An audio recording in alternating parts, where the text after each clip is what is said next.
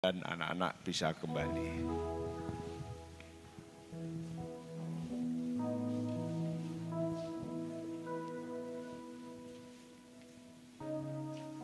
Satu bagian firman Tuhan yang akan mengiringi kita dalam ibadah hari ini, Mazmur 104.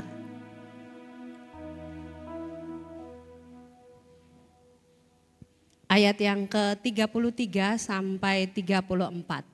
Ayat 33 akan dibacakan oleh kaum wanita, kemudian ayat 34 akan dibacakan oleh kaum laki-laki. 1, 2, 3. Aku hendak menyanyi bagi Tuhan selama aku hidup. Aku hendak bermazmur bagi Allahku selagi aku ada.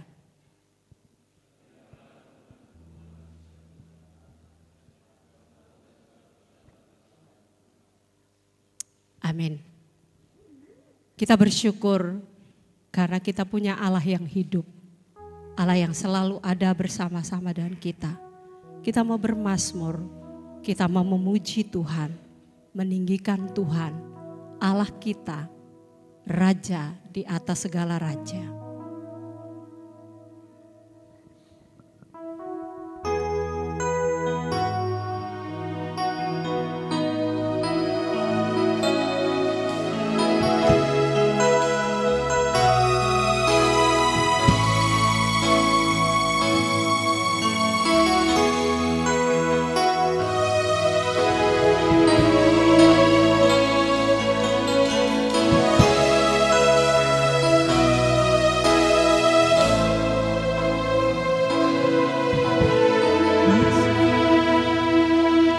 Ku bersyukur padamu Tuhan atas kasih-Mu.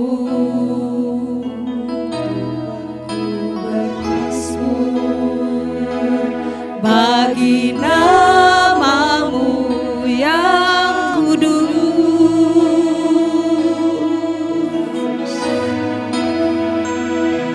Sebab Engkau kebenaranku, padamu ku percaya. Betapa mulianya Tuhanku, ku rindu menyatakan tinggikan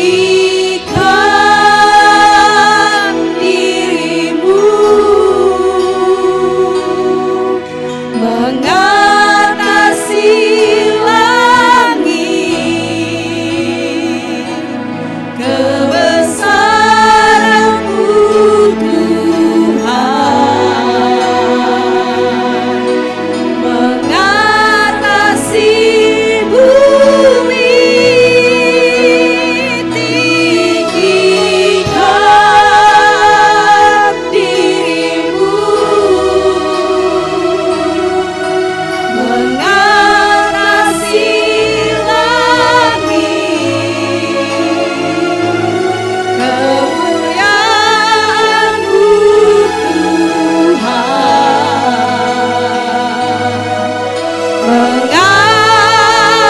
mengatasi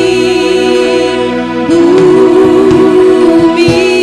Mari kita berdiri bersama-sama di hadapan Tuhan. Kita mau tinggikan Tuhan. Kita mau katakan, Tuhan, kami bersyukur kepadamu Tuhan atas hidup yang Tuhan anugerahkan bagi kami. Padamu Tuhan atas kasih-Mu dan bermazmur bagi nama-Mu yang kudus.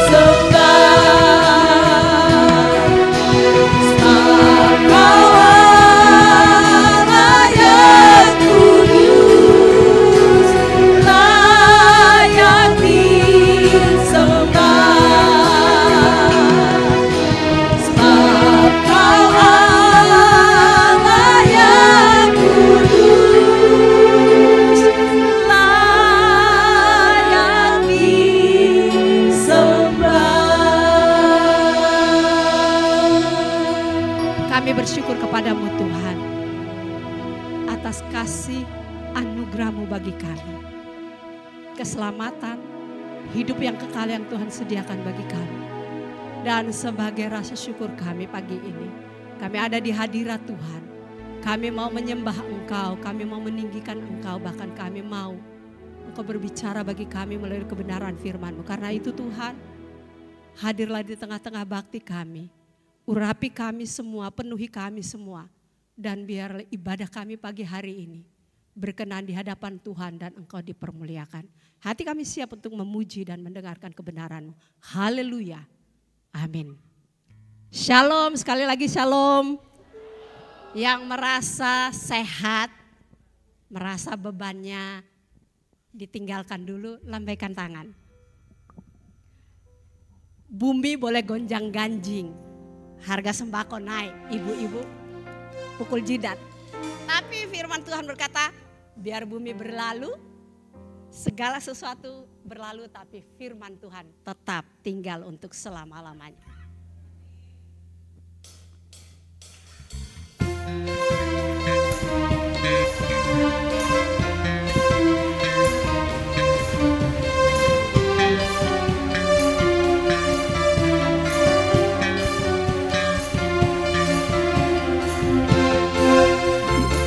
Biar bumi akan berlalu, biar bulan tak bercahaya lagi, biar langit akan bergoncang, matahari tak bersinar lagi. Tetapi Tuhan Yesusku tak pernah ingkar janji. Semua yang difirmankannya pasti akan digenapi.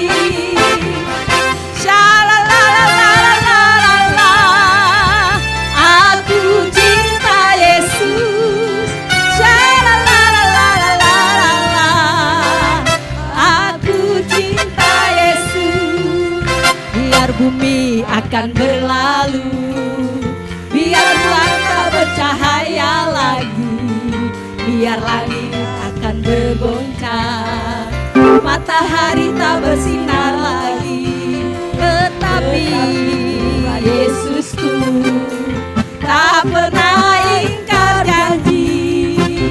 Semua yang difirmankannya pasti akan digenapi.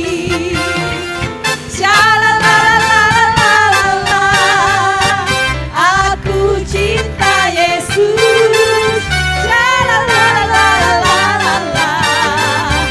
Aku cinta Yesus.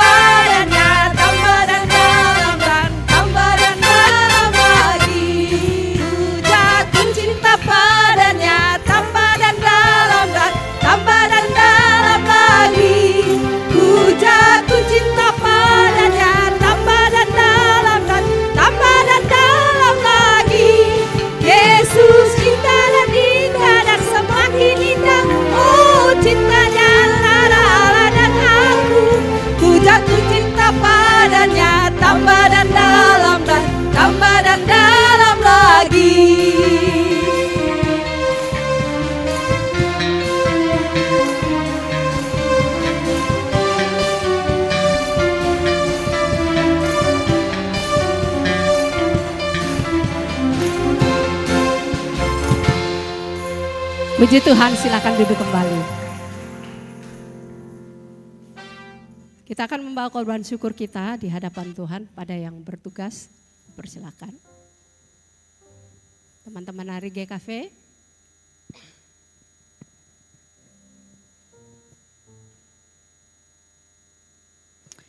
Kita akan memberikan persembahan yang terbaik buat Tuhan. Saya akan membacakan firman Tuhan dari 1 Tawarikh 16 ayat 29.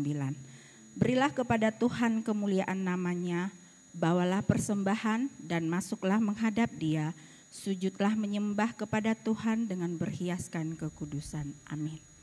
Di badai topan dunia.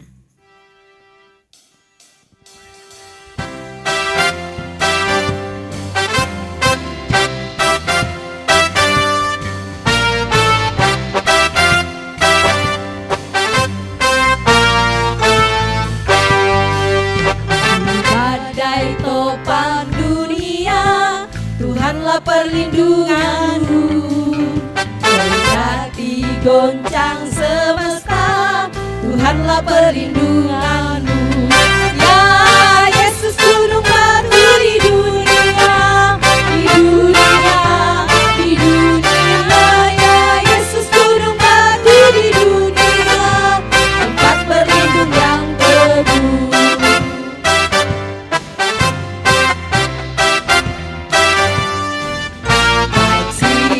Maupun malam gelap, Tuhanlah perlindunganmu. Niscaya takutmu lenyap, Tuhanlah perlindunganmu. Ya Yesus gunung batu di dunia, di dunia, di dunia. Ya Yesus gunung batu di dunia, tempat berlindung yang teguh.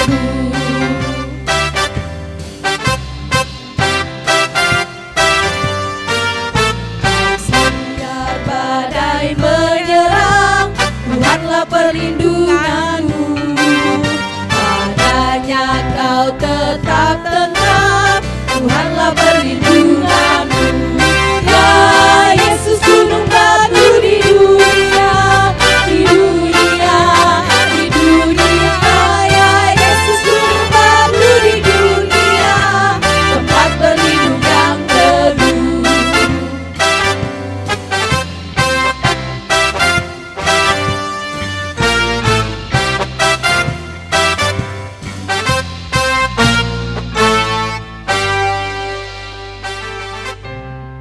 Mari kita bersatu di dalam doa. Bapa di dalam sorga, Bapa yang kami sembah di dalam nama Tuhan Yesus Juru Selamat kami. Benar Tuhan, Engkaulah batu perlindungan dalam kehidupan kami. Kami mengucap syukur kalau pagi hari ini kami boleh bersama-sama datang di tempat ini untuk beribadah, memuji, memuliakan Tuhan. Kami mengucap syukur untuk kesehatan sehingga kami boleh sampai di tempat ini. Kami mengucap syukur juga Tuhan karena Engkau Allah yang selalu ada bersama kami, menolong kami, bahkan Engkau Tuhan yang selalu menyediakan apa yang menjadi kebutuhan kami, bahkan lebih, dan Engkau memberkati kami. Kalau pagi ini Tuhan kami boleh memberikan persembahan kami yang terbaik kepada Tuhan. Sedikit dari banyak berkat yang sudah Tuhan limpahkan dalam kehidupan kami. Kami berdoa Tuhan persembahan kami ini boleh menjadi dupa yang harum di hadapan Tuhan. Persembahan kami ini boleh dipakai untuk kemuliaan Tuhan di gereja kami di tempat ini. Kami terus mendoakan jemaat-Mu yang mungkin saat ini sedang bergumul. Tuhan Engkau ada bersama-sama dengan mereka, menolong setiap mereka dan menjawab apa yang menjadi pergumulan mereka. Terima kasih Tuhan, kami juga saat ini Tuhan secara khusus mendoakan untuk keluarga Ma Ain yang Tuhan sudah panggil. Kami percaya Tuhan Ma Ain sudah sehat dan saat ini ada bersama-sama dengan Tuhan. Suatu saat Tuhan kami akan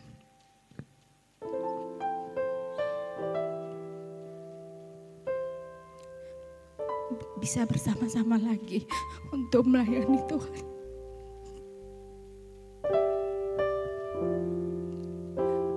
Kami mendoakan Tuhan secara khusus untuk Om Mira, Steny dan Brian dan seluruh keluarga besar.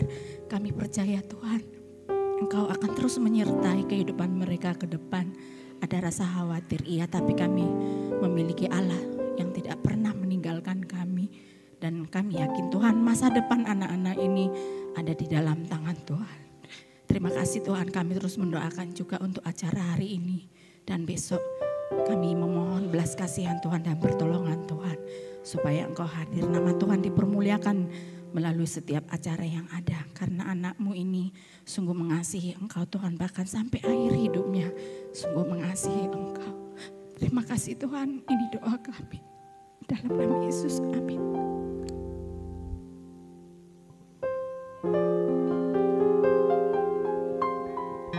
Kita berdiri bersama-sama, kita mau mendengarkan firman Tuhan. Anugerah Tuhan selalu mempesona kita. Ketika kita buka mata kita melihat bahwa Tuhan ada di sana. Dan Tuhan mengangkat kita menjadi orang-orang yang luar biasa di hadapan Tuhan. Anugerah Tuhan mempesona.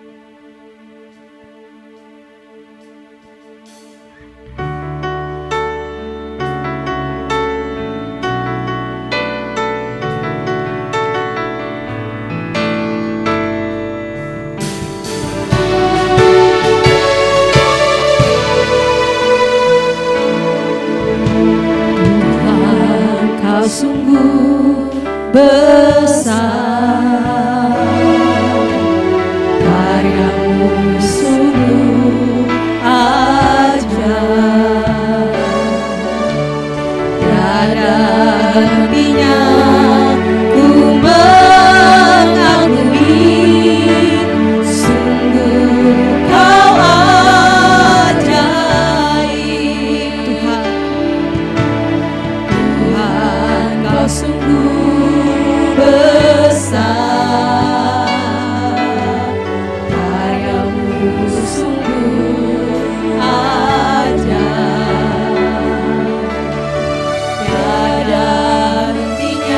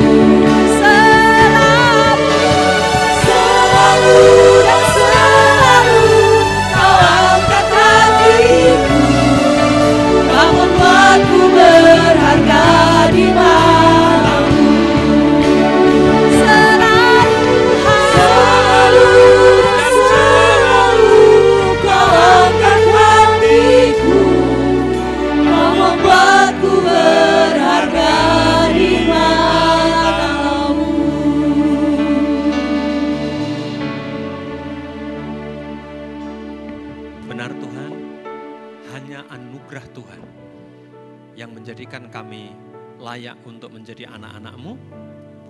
Hanya karena kasih karunia-Mu Tuhan, kami layak untuk menjadi warga kerajaan surga dan layak menjadi keluarga Allah di dalam Yesus Kristus.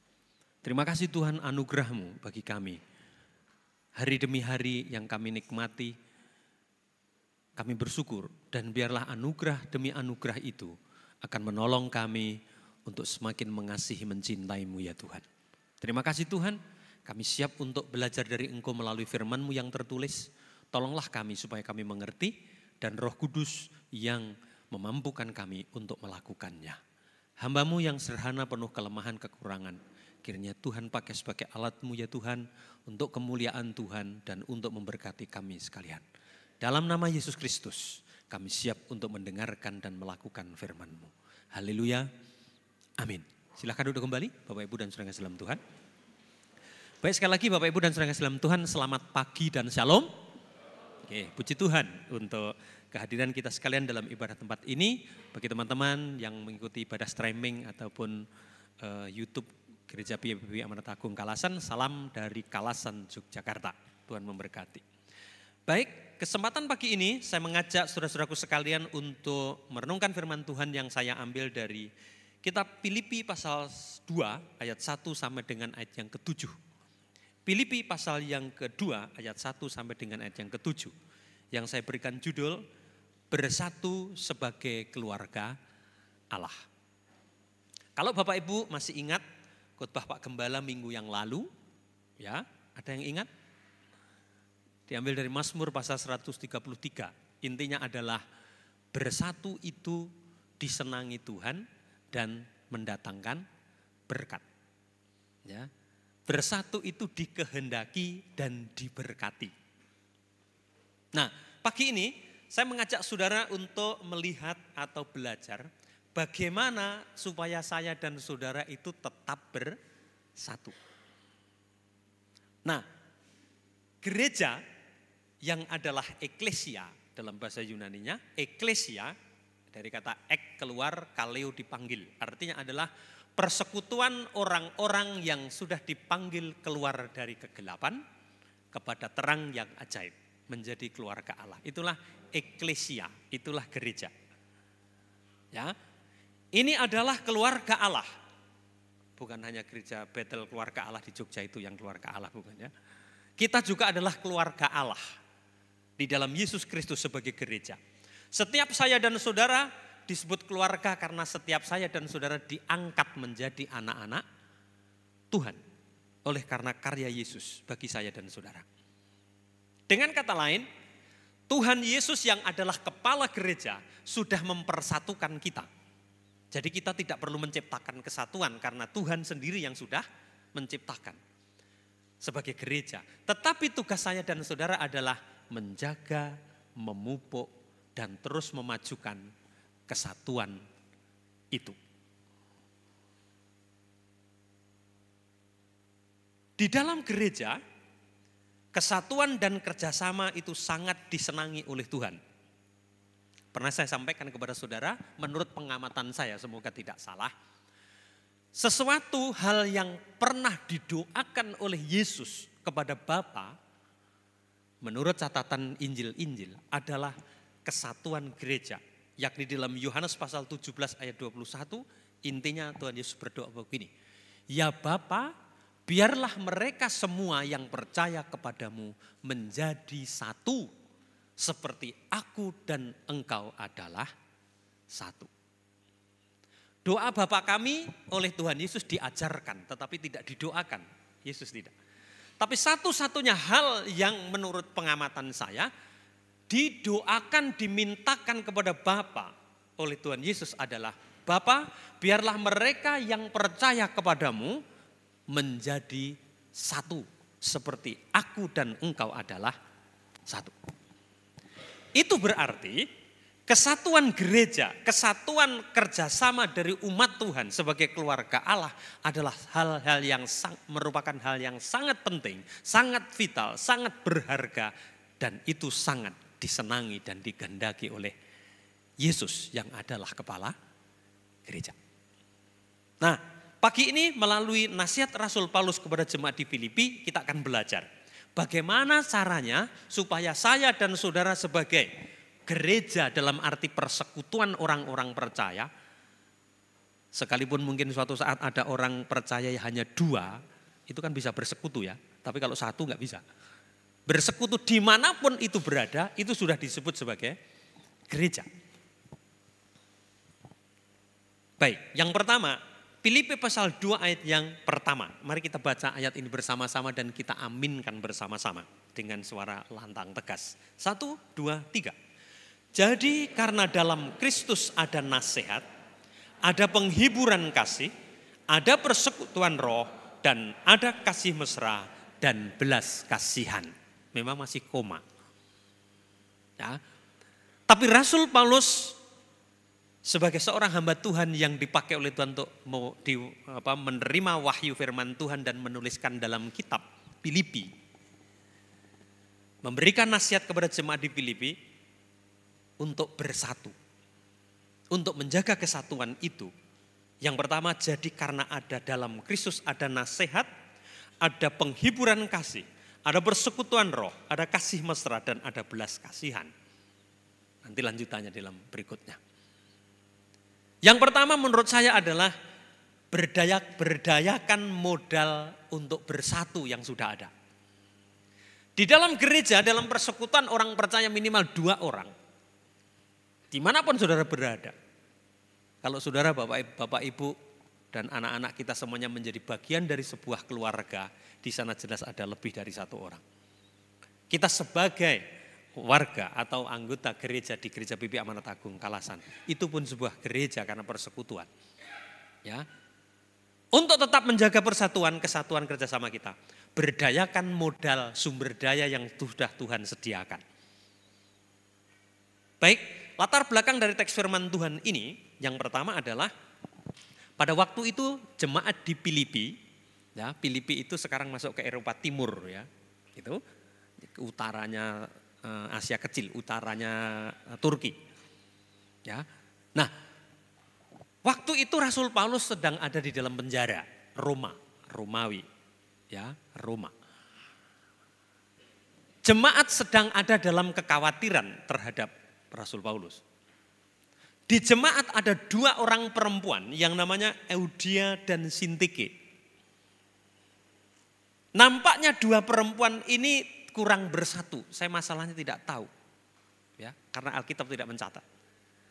Tapi dari 2 orang ini, karena 2 orang ini Rasul Paulus dipakai oleh Tuhan untuk menuliskan kitab ini secara khusus dalam hal bersatu. Kalau sudah membaca pasal 4 ayat 2, Rasul Paulus berkata, Eudia dan Sintike aku nasihati, bersatulah. Bahkan aku minta kepada Sunsurgos untuk mempersatukan mereka. Karena kesatuan itu sangat penting.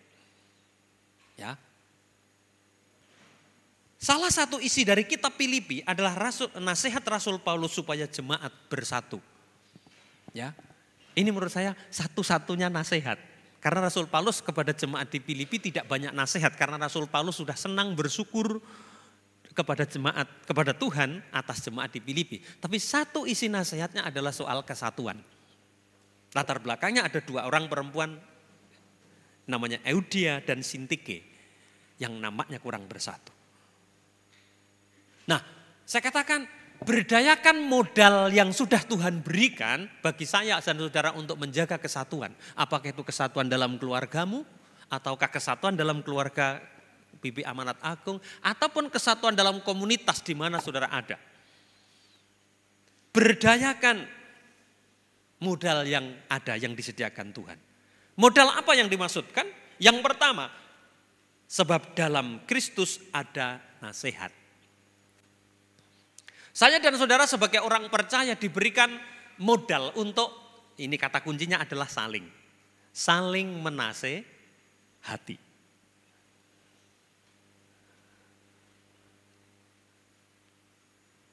Saya dan saudara, termasuk saya, bukan hanya saudara, tetapi saya dan saudara memang seringkali senang menasehati dan kurang senang dinasehati. Amin. Kelihatannya nggak saudara nggak setuju, nggak apa-apa. Tapi sering kali begitu, ya kan? Senang menasehati, tetapi kurang senang dinasehati. Gitu. Oke, nanti akan kita lihat lagi, ya. Yang kedua, ada modal yang diberikan oleh Tuhan, penghiburan kasih. Bukan penghiburan miliknya Kasih aja, sebab di sini ada namanya Mbak Kasih. Ya. Artinya penghiburan di dalam kasih, penghiburan dengan kasih, penghiburan karena kasih. Menghibur orang lain, saling menghibur karena mengasihi. Itu modalnya.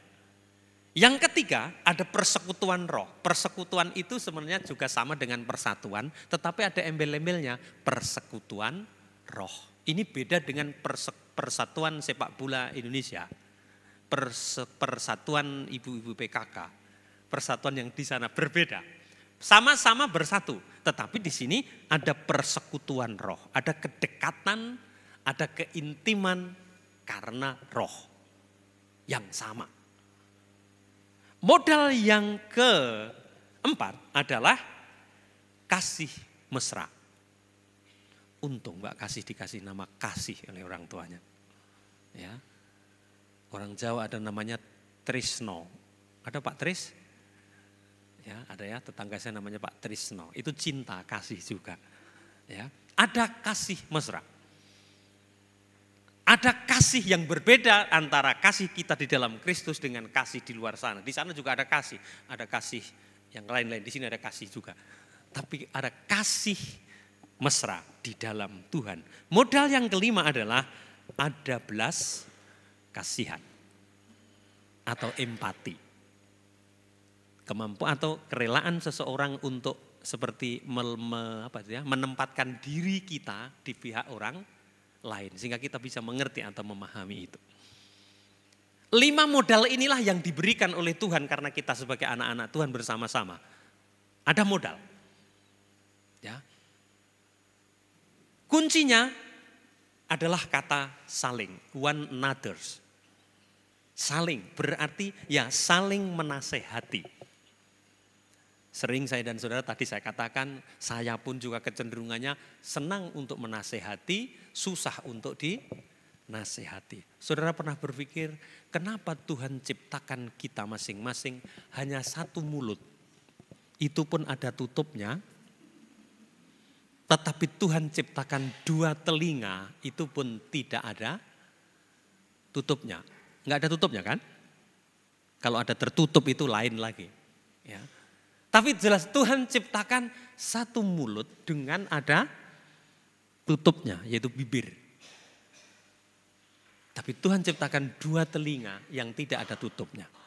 Kenapa kira-kira? Saudara menafsir tidak berdosa.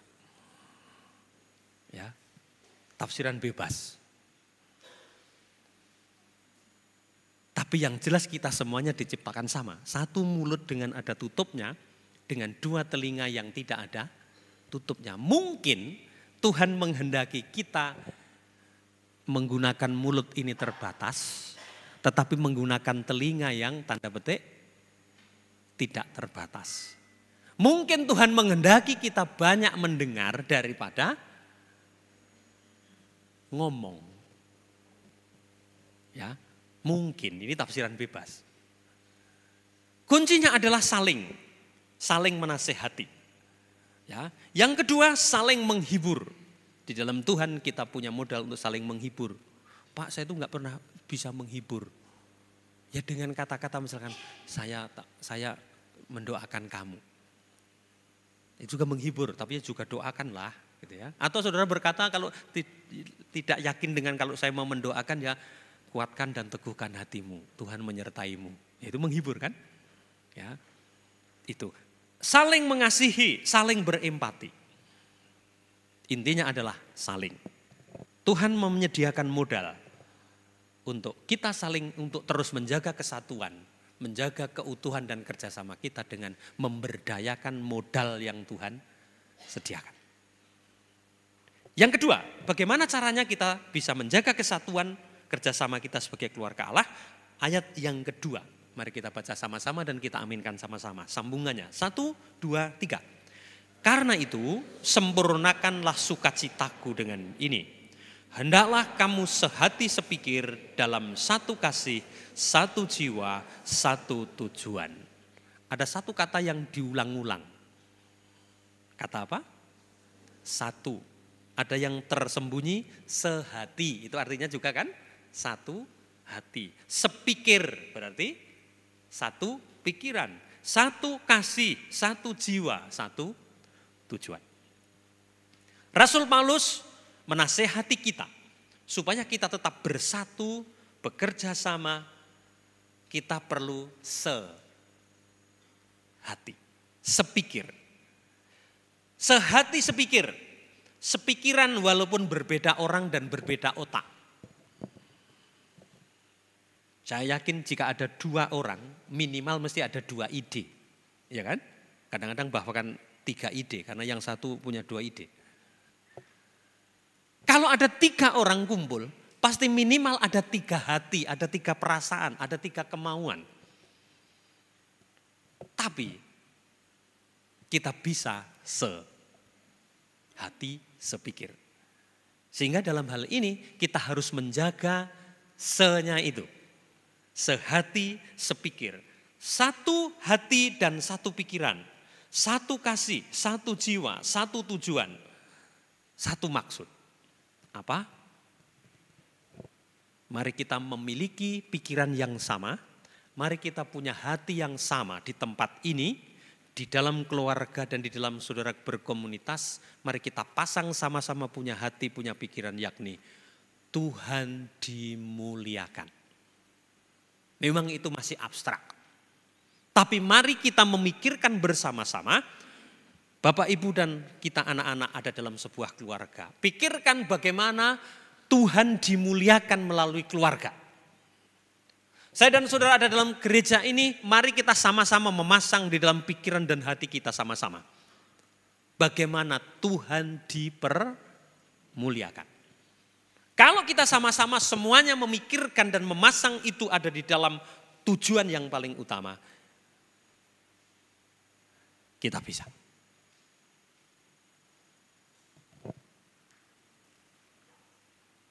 Kesatuan di dalam Yesus itu mengandung kuasa. Ya. Kesatuan di dalam Yesus, apalagi di dalam Yesus, mengandung kuasa. Wong kesatuan di luar sana yang tidak ada Yesus saja ada kuasanya kok, ya kan? Paling gampang adalah saudara ambil 1 lidi. Saudara bisa mematahkan? Bisa. Saudara ambil 2 lidi bisa mematahkan? Bisa. Tetapi kalau saudara mengambil 1 gepok lidi yang adalah sapu lidi, kemungkinan besar saudara sulit untuk mematahkan. Dalam bahasa Jawa ada sebuah semboyan. Semboyannya si Semar itu, Punokawan. Ya. Cerah agawe bubrah, rukun agawe santoso. Apa itu? Cerah itu apa tuh? Permusuhan. Membuat bubrah. Tahu bubrah? Rusak. Rukun sama agawe santoso. Santoso di sini ada nama Pak Santoso. Itu artinya itu. Rukun itu ya rukun menjadikan kuat. Apalagi kesatuan di dalam Yesus. Kesatuan di dalamnya ada Tuhan, ada roh Tuhan. Menurut saya jauh lebih besar kuasanya. Lagi-lagi. Yesus mendoakan, menghendaki dan merindukan kesatuan dari gereja. Dan seperti khotbahnya Pak Gembala minggu yang lalu, kesatuan umat Tuhan itu mendatangkan berkat. Sebab kesanalah Allah memerintah, apa? Agar berkat-berkatnya tercurah. Kesana kemana? Bukan hanya dari Hermon ke Gunung Sion.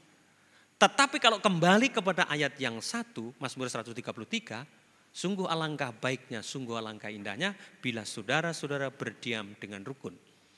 Ke tempat tempat di mana ada anak-anak Tuhan yang diam dengan rukun. Walaupun terjemahan bahasa aslinya kata Pak Nur tidak ada diam dengan rukun itu. Tapi Lembaga Alkitab Indonesia pasti sudah memikirkan menerjemahkan itu.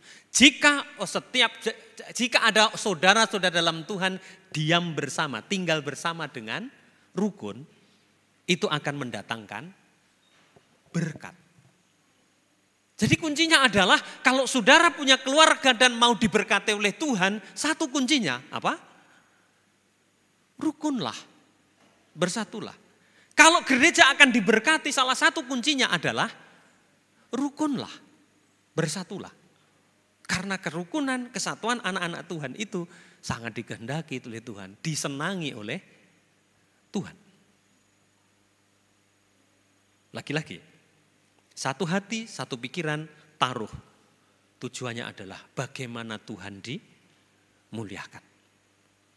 Gereja ini ada bukan untuk kemuliaan gereja kita sendiri. Wah, supaya gereja PP Amanat Agung dianggap hebat dan sebagainya. No, tidak dan jangan. Atau juga tidak supaya Pak Gembala dimuliakan. Bukan. Atau pengurus gerejanya, bukan. Tetapi gereja ini ada, berkarya. Sejak tahun 95, dimulai persekutuan 96, mulai baptisan yang pertama. Ada sampai saat ini, hanya untuk kemuliaan Tuhan.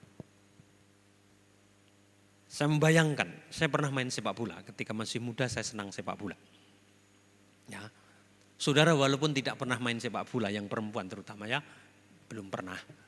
Tapi saudara bisa membayangkan ya, kesatuan sebuah tim sepak bola itu besar kuasanya untuk mencetak gol. Gitu. Karena mereka bersatu. Ya, mereka bersatu. Dan letak kekuatannya jelas adalah karena mereka bersatu sebagai sebuah tim. Gitu. Apalagi kesatuan kita di dalam Tuhan. Penerapan bagi kita yang pertama, dalam gereja Tuhan, mari kita menjaga kesatuan. Menjaga kesatuan. Kalau mungkin ada bibit-bibit perusak kesatuan itu, salah satu senjata si jahat adalah merusakkan gereja dengan membuat perpecahan-perpecahan. Kalau ada bibit-bibit yang merusakkan kesatuan, mari kita selesaikan. Supaya tidak merusakkan pekerjaan Tuhan, tidak merusakkan gereja, dan supaya gereja diberkati. Dalam keluarga kita mungkin ada bibit-bibit ketidaksatuan, saudara bisa tahu sendiri. Mari diselesaikan dengan baik, supaya keluarga kita diberkati oleh Tuhan. Yang kedua, jika ada orang yang sengaja, perhatikan baik-baik. Jika ada orang yang sengaja merusakkan kesatuan gereja, sengaja merusakkan keutuhan gereja, itu urusannya bukan hanya dengan gereja manusianya ini, tetapi menurut saya urusannya dengan Tuhan si pemilik gereja. Dan kalau urusannya dengan Tuhan itu udah bahasa Semarangnya lai. Ya, lai. Ngeri. Ya. Itu. Dan tadi saya ulang-ulang. Kalau keluarga saudara mau diberkati, kalau gereja kita mau diberkati, kalau komunitas saudara mau diberkati, kuncinya salah satunya adalah bersatulah. Amin? Amin. Berikutnya, yang ketiga. Bagaimana saya dan saudara bisa menjaga kesatuan di dalam Tuhan. Ayat yang ketiga A sampai dengan ayat yang 4. Kita baca sama-sama dan kita aminkan sama-sama. 1, 2, 3. Dengan tidak mencari kepentingan sendiri atau puji-pujian yang sia-sia. Dan janganlah tiap-tiap orang hanya memperhatikan kepentingannya sendiri, tetapi kepentingan orang lain juga. Amin. Saudara bisa nangkap bagaimana caranya? Jangan mencari keuntungan pribadi. Jangan hanya mementingkan kepentingan pribadi. Ini adalah sebuah gereja, adalah sebuah persekutuan, kebersamaan. Ini adalah keluarga Allah, ini adalah miliknya Allah. Untuk tetap bersatu, menjaga kesatuan dan keutuhan, diminta untuk janganlah mencari keuntungan pribadi. Jangan mencari kehormatan pribadi. Ya. Jangan cari keuntungan atau pujian pribadi. Bahkan di dalam ayat itu dikatakan, jangan mencari puji-pujian yang sia-sia. Kenapa? Ya memang di gereja itu bukan tempatnya untuk mencari puji-pujian. Mungkin ada gereja yang kalau cari puji ada, karena ada orang namanya puji. Tapi bukan tempatnya untuk mencari kepentingan, kehebatan, pujian pribadi. Lagi-lagi gereja adalah miliknya Tuhan. Mestinya adalah untuk kepentingan dan untuk keuntungan Tuhan. Ya. Tetapi juga janganlah tiap-tiap orang hanya memperhatikan kepentingannya sendiri saja, tetapi kepentingan orang lain juga. Kita tidak dikatakan Rasul Paulus, jangan mikirkan kepentinganmu, tetapi kepentingan orang lain saja. Bukan. Kita juga harus mikirkan diri sendiri, tetapi jangan hanya memikirkan diri sendiri. Kalau saudara nggak memperhatikan kepentinganmu, saudara nggak pernah mandi, saudara nggak pernah makan, saudara nggak pernah tidur untuk kepentinganmu, nggak pernah belajar. Tapi nasihatnya adalah jangan hanya memikirkan kepentinganmu sendiri, tetapi juga kepentingan orang lain. Setiap pribadi seperti saya katakan, mari kita memikirkan bagaimana supaya Tuhan dipermuliakan. Kalau saya dan saudara memasang di atas segala hidup kita, studi kita, pekerjaan kita, kegiatan di komunitas kita, keluarga kita, dan gereja kita di tempat ini menempelkan kuat-kuat. Tuhan dipermuliakan. Kemuliaan Tuhan di sana itu akan menolong saya dan saudara untuk menyingkirkan keegoisan kita. Karena kita tahu, kita selalu ingat bagaimana Tuhan dimuliakan. Bukan untuk saya, bukan untuk si A, bukan untuk si B. Ya, itu juga akan menyingkirkan hati yang seringkali untuk mementingkan diri sendiri. Kalau kita memikirkan baik-baik di atas, bagaimana Tuhan dipermuliakan.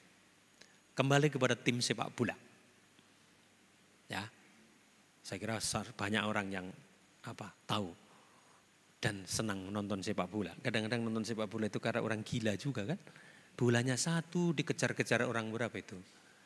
22. Kadang-kadang sampai berantem-antem gara-gara bola itu kan. Kalau mikir-mikir gitu. Coba bayangkan, sebuah tim, ya, kalau masing-masing anggota 11 orang ini, masing-masing memikirkan kehebatannya. Kehebatan di sepak bola apa? Mencetak gol. Coba bayangkan kalau setiap orang memikirkan saya harus cetak gol. Coba saudara bayangkan. Kipernya juga mikirkan bagaimana saya mencetak gol. Sehingga kalau ada bola dia bawa sendiri sana, gawangnya ditinggal. Backnya pemain belakang juga mikirkan supaya saya terkenal, apalagi nanti pencetak gol terbanyak dan sebagainya. Saya harus cetak gol dan sebagainya. Dia lari ke sana depan sana supaya cetak gol. Apa yang terjadi? Bukan menggulkan, tapi kegulan. Bahasa Jawanya itu apa? Kemasukan. Di dalam tim sepak bola itu pasti memikirkan bagaimana tim kami menang. Tim kami. Ya kan? Kalau semuanya berpikir bagaimana tim kami menang. Tim dimuliakan. Ya. Pasti penjaga gawang tahu diri. Waktunya untuk menjaga gawang dia tidak akan mencetak gol. Pemain belakang back juga tahu diri bahwa pemain di belakang kecuali waktu-waktu tertentu untuk ke sana. Ketika sepak pojok misalkan dan sebagainya. Yang lain bahkan striker pun akan memikirkan tidak egois untuk tendang bola ke gol sana. Memikirkan kalau ada orang lain mungkin yang posisinya jauh lebih baik dan memungkinkan untuk gol. Dia akan oper kepada orang lain. Memang kadang-kadang memang tidak adil menurut saya. Yang ada penghargaan itu hanya pencetak gol terbanyak. Tidak ada pengumpan terbaik, itu enggak ada. Padahal kadang-kadang pencetak gol itu hanya enak klutik gitu kan. Yang setengah mati itu yang ngulik lalu yang memberi umpan itu. Ya. Tapi tim itu memikirkan bagaimana kemuliaan tim. Bukan kemuliaan, bukan kehebatan, bukan nama dan bukan kepentingan pribadi lepas pribadi. Gereja atau persekutuan adalah persekutuan keluarga Allah adalah milik Allah, milik Tuhan. Mari kita memikirkan bagaimana sang pemilik gereja dipermuliakan, bukan untuk kepentingan kita masing-masing. Juga bukan untuk kepentingan Pak Gembala, bukan untuk kepentingan pengurus gereja, bukan. Tetapi untuk semata-mata untuk kemuliaan Tuhan. Gunakan, berdayakan sumber yang ada, bersehatilah, ya kan? Jangan hanya mementingkan kepentingan sendiri. Dan yang ketiga dari ayat 3b sampai dengan 5 sampai ke 7, ya, kuncinya adalah rendah hati. Ayat itu berkata sekitar seperti ini. Hendaklah kamu sekalian dalam hidupmu menaruh pikiran dan perasaan yang sama juga dengan Kristus. Nah, kan kuncinya di sini. Menaruh pikiran dan perasaan yang sama dengan Kristus. Berarti kita harus meneladani Kristus. Dalam hal apakah meneladaninya? Yang walaupun dalam rupa Allah, dia tidak mempertahankan sebagai milik kepunyaan yang harus dipertahankan, melainkan dia mengosongkan dirinya menjadi serupa dengan manusia, menjadi hamba, bahkan hamba yang taat sampai mati di kayu salib. Saya menggarisbawahi, Yesus yang adalah Allah rela mengambil rupa manusia. Manusia pun bukan seorang raja, bukan seorang bupati, RT pun tidak. Tapi dia seorang hamba. Hamba pun hamba yang menderita. Menderitanya pun sampai mati di kayu salib. Kalau tidak ada kerendahan hati menurut saya tidak akan terjadi. Berkorban Pak, betul. Yesus tidak akan berkorban kalau tidak rendah hati dan tidak melayani. Sehingga saya menggarisbawahi bagaimana saya dan saudara bisa menjaga kesatuan dan keutuhan kita. Dimanapun kita berada. Dimanapun kita berkomunitas dengan orang lain. Termasuk dalam keluarga. Mari kita menjaga kerendahan hati kita. Bagaimana tidak? Allah yang maha segalanya, maha perkasa, maha mulia, maha segalanya tidak kekurangan apa-apa. Tetapi dia rela mengambil rupa atau menjelma menjadi manusia. Allahnya dibatasi, tidak digunakan. Dan dia mengambil rupa seorang manusia. Bahkan seorang manusia pun seorang hamba. Hamba pun hamba yang menderita. Sejak dari kelahirannya berulang kali saya katakan lahir di kandang domba yang hina. Di antara kita ini pun tidak ada yang lahir di kandang. Kecuali kandang manusia. Jelas ada. Sampai penderitaannya adalah di kayu salib. Perhatikan baik-baik, saya selalu ingatkan. Di zaman Yesus dan bagi Yesus pada waktu itu, salib bukan sesuatu yang indah. Salib bukan sesuatu yang membanggakan. Jelas, karena salib adalah hukuman yang paling berat dan hukuman yang paling hina. Paling berat kenapa? Karena matinya pelan-pelan. Kenapa hina? Karena itu di depan umum. Di tempat yang umum semua orang bisa lihat. Bagi Yesus, baru salib menjadi bermakna dan indah bagi saya dan saudara. Dimulai dan hanya berlaku karena salib Yesus. Tapi bagi Yesus waktu itu salib adalah kehinaan, penderitaan luar biasa. Karena kerendahan hati. Rasul Paulus juga menasihatkan secara praktis, katanya, anggaplah orang lain lebih dari diri kita sendiri. Ini sesuatu yang menurut saya luar biasa dan tidak mudah. Kita diminta untuk menganggap orang lain itu lebih dari diri kita sendiri. Wah, itu yang paling sulit bagi orang yang pinter, bagi orang yang kaya, bagi orang yang cantik, bagi orang yang ganteng, Pak. Bagaimana menganggap orang lain lebih dari dirinya sendiri. Betulkah hanya bagi orang-orang yang seperti itu?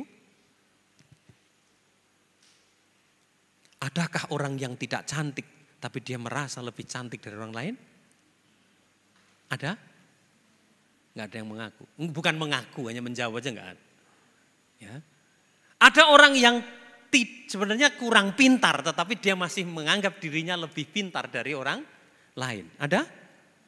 Ada. Ada di sini? Enggak saya tanya. Itu gayanya Manobe, orang yang timur itu ya. Pakai baju apa? Saya enggak begitu. Tapi kejelasannya adalah saya dan saudara siapapun kita, itu tidak mudah untuk menganggap orang lain lebih dari diri kita. Tapi Rasul Paulus mengingatkan, supaya kalian tetap bersatu dan tetap utuh, anggaplah orang lain lebih dari diri kita.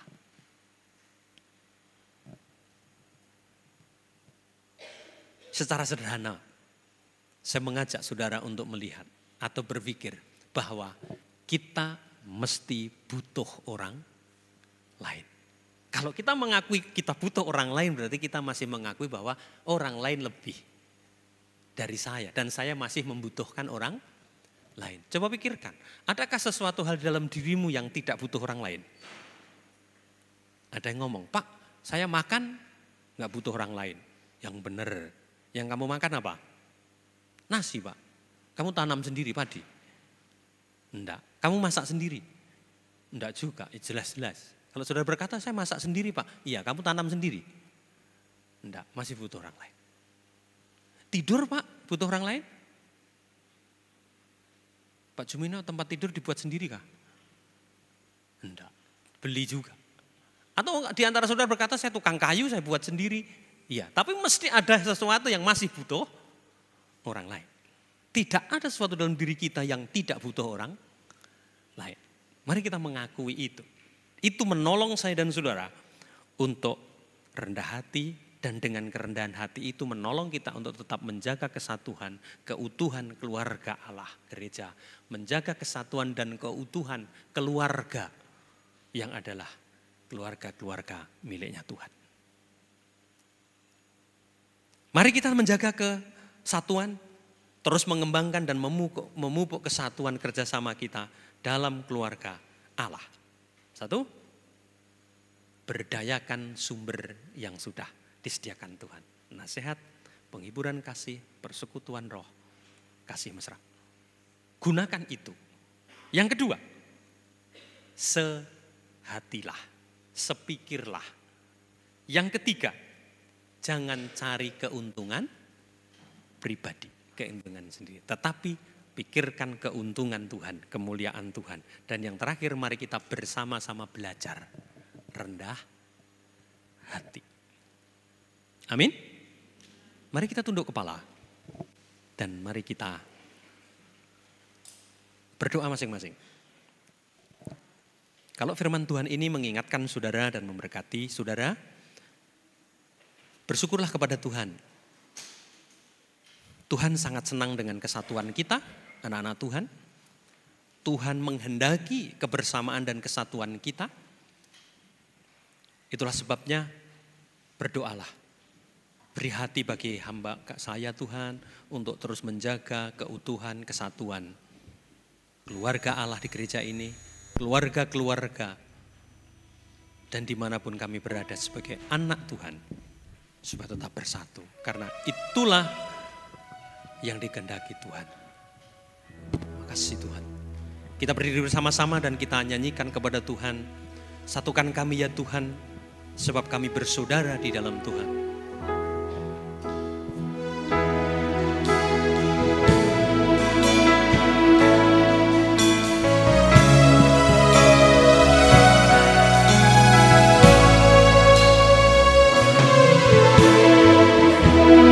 Satukan kami satu dalam kuasa-Mu, sebab kami bersaudara.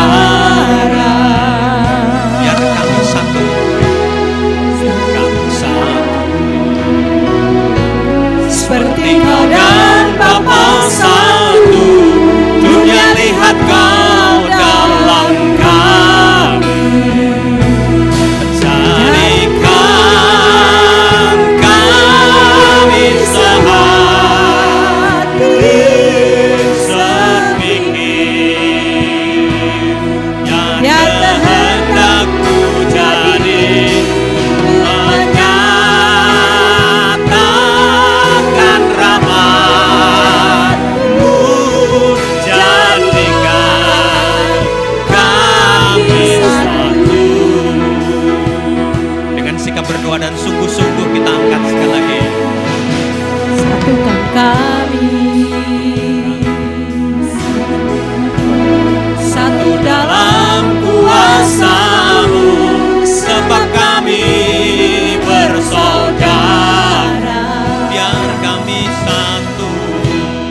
biar kami satu. Seperti kau dan Bapa satu, dunia lihat kau dalam kami. Mari kita bergandengan tangan bersama-sama. Jadikan Kami sehati, sepikir,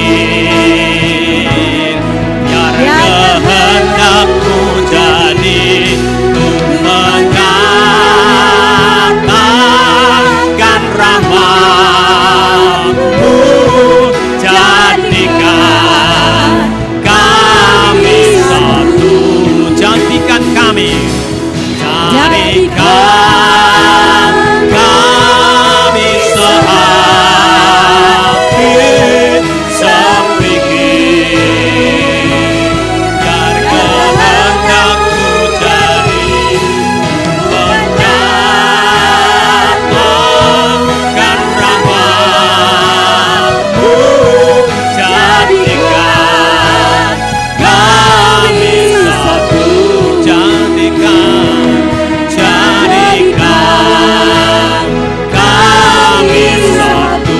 Sekali lagi, jadikan kami satu, jadikan kami satu. Bapa yang di surga, kami berterima kasih karena kami anak-anak Tuhan. Kami dipanggil Tuhan dengan latar belakang yang berbeda-beda, baik dari suku, baik dari segi kualitas kehidupan, bahkan dari status sosial yang berbeda-beda, tapi dipanggil Tuhan di dalam darah Tuhan. Kami diampuni, disatukan menjadi satu komunitas gereja yang mempermuliakan Tuhan. Terima kasih Bapa, potensi-potensi yang ada begitu luar biasa, apalagi yang disediakan Tuhan bagi kami. Dan biarlah kami sungguh-sungguh bisa terus mengembangkan kesehatian satu dengan yang lain. Kami tidak mencari kepentingan diri sendiri. Kami sungguh-sungguh merendahkan diri seperti Yesus yang sudah merendahkan diri untuk kami semua. Terima kasih Bapa di surga atas kebenaran firman itu. Dan biarlah itu mewarnai kehidupan kami. Itu menjadi ciri dari hidup dan pelayanan kami. Dan kami percaya ketika kami berjalan hidup sesuai dengan apa yang Tuhan kehendaki dalam firman-Mu, Tuhan memberkati gereja ini akan terus bertumbuh, berkembang bagi kemuliaan Tuhan. Dan kami semua diberkati. Jemaat yang dikasihi Tuhan, pulanglah dan terimalah berkat yang dari Tuhan. Damai sejahtera Kristus, kuasa Allah yang maha tinggi dan persekutuan Roh Kudus menyertai-Mu. Apa yang kamu doakan, apa yang kamu kerjakan, kiranya dibuat berhasil. Nama Tuhan dipermuliakan, kamu menjadi berkat bagi sesama. Dari sekarang sampai Maranatha, dalam nama Tuhan Yesus. Haleluya. Amin.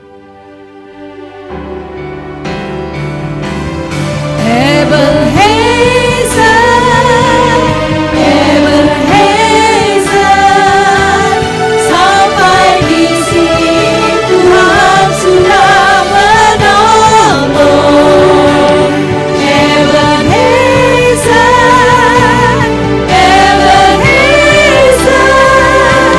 Tuhan pasti